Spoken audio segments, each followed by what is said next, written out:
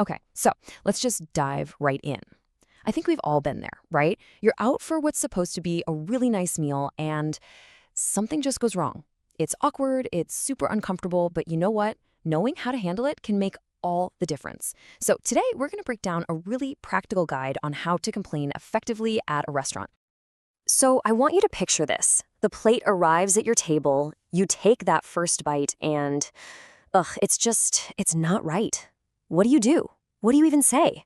I mean, it's such a tense moment, but honestly, having the right words is the absolute key to turning a bad meal back into a good evening. Sometimes the problem starts way before the food even hits your table. So let's talk about that first big red flag, when the service itself just completely falls short.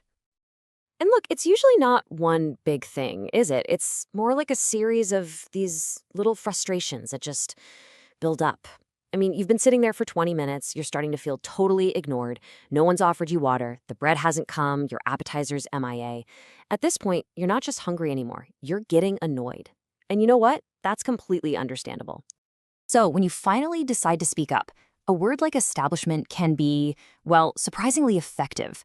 You could say something like, "Excuse me, we've been waiting for quite a while, and for an establishment like this, we were expecting more attentive service." See what that does? It subtly signals that you recognize their intended quality, and you're just holding them to that standard. It frames your complaint with respect, and that almost always gets a better response. Okay, so let's move on from the service to the main event, the food itself. Now, being specific is your absolute best tool here.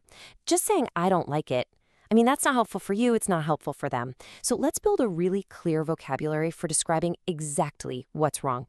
First up, let's talk texture. Say you order a cream of mushroom soup. You're expecting it to be thick and rich, right? But what if it's watery? Well, the perfect word for that is runny. It's super precise and it immediately tells the kitchen what the problem is. And that makes it so much easier for them to fix. Ooh, here's a fantastic little insider term for you. You might think over-seasoned could mean too much pepper or garlic or really any spice, but in a professional kitchen, it almost always points to one single culprit: salt. So if your dish tastes like it just took a long swim in the ocean, over-seasoned is exactly the term to use. All right, now this is like the nuclear option of food complaints: inedible. This word doesn't just mean I don't like the taste. No. It means the food is so poorly prepared that it is genuinely, truly disgusting and cannot be eaten. You want to use this one sparingly, only when it is really that bad. Let's tackle another super common texture problem. You know when you order something like calamari or shrimp, maybe even chicken, and it's just tough and really chewy? The word rubbery just perfectly captures that awful, unpleasant quality. It gives really clear feedback that, hey, something was probably overcooked here. And this brings us to a really important distinction. Overcooked does not automatically mean burnt. They are not the same thing. For example, if you ask for a medium rare steak and it comes out completely gray and well done, that's overcooked. It's been cooked way past the point you wanted, and that's usually what makes it so dry and tough. Okay, so we figured out how to pinpoint a problem with the food's quality. But sometimes the issue isn't just about taste or texture, is it? Sometimes it's about value. It's about what you're paying versus what you're actually getting on that plate. So let's imagine you're looking at the menu. You see a scallop appetizer, and you see this price next to it. For 25 bucks, you're expecting something pretty decent, right? Something substantial. You've got a clear expectation of value in your mind. And then the dish arrives.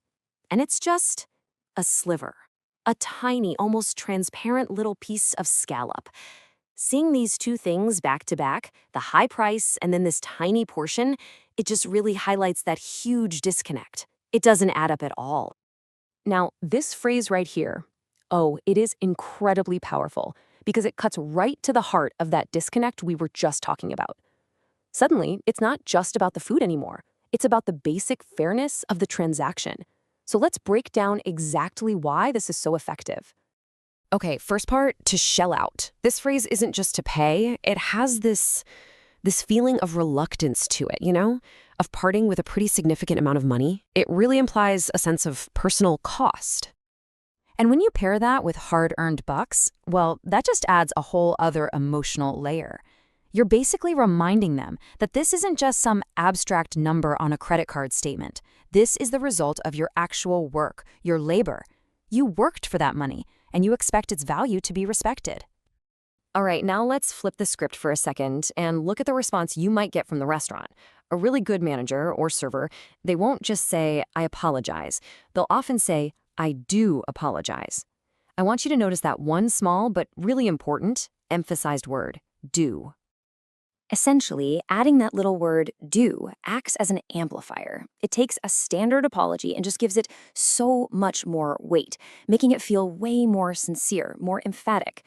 It's such a small change, but it sends a really big signal that they are genuinely hearing you and taking your complaint seriously. All right, before we wrap this all up, I've got one last little cultural note about dining out that I think you'll find pretty interesting. The good old doggy bag. Now, in some parts of the world, especially in the US, it's totally normal to ask to take your leftovers home. And we call it a doggy bag, which, let's be honest, is a charming little lie, isn't it? Everybody knows it's not actually for the dog, it's for you, it's for your lunch tomorrow. And that really brings us to our final thought for today. Now that you're armed with all this new vocabulary and these strategies, where do you draw the line? What's the real difference between making a fair, valid complaint, one that actually helps the restaurant get better, and just being difficult, maybe trying to get a free meal? It's definitely something to think about the next time you go out to eat.